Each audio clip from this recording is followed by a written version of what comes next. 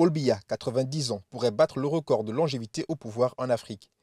L'actuel président camerounais, qui célèbre ses 41 ans de magistère, ne s'est pas encore prononcé sur son intention de se porter candidat pour un 8e mandat de 7 ans. Au moment où le Cameroun prépare les élections présidentielles de 2025, le locataire du palais d'Etoudi continue de nourrir les espoirs des militants de sa formation politique, le RDPC.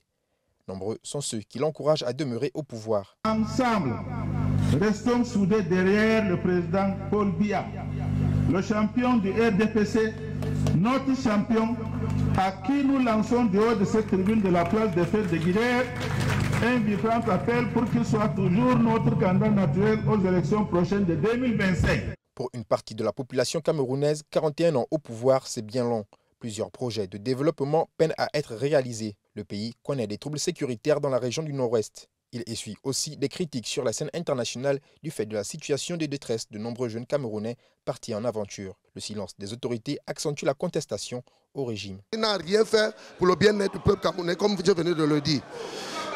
Alors il ne serait vraiment pas nécessaire qu'il soit encore candidat en 2025 parce que ces partis politiques dont on appelle le RDPC au Cameroun, dont j'ai toujours qualifié d'un parti politique satanique et diabolique, n'a rien aussi fait de contraint pour le peuple camerounais.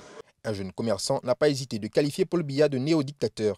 De son point de vue, le plus vieux président africain en âge n'aurait plus les épaules pour assumer un nouveau mandat. Il ne sera plus candidat. Moi, je suis convaincu qu'il ne sera plus candidat parce qu'à plus de 100 ans, on n'a plus les aptitudes pour continuer à diriger.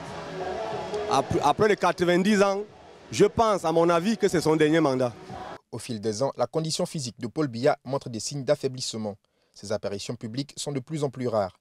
Selon Sam Séverin du parti d'opposition MCNC, le président Biya était aux abonnés absents durant la dernière campagne présidentielle. En 60 ans d'indépendance, le Cameroun n'a connu que 2 présidents, Mamadou Ahidjo et Paul Biya, qui lui a remplacé en 1982.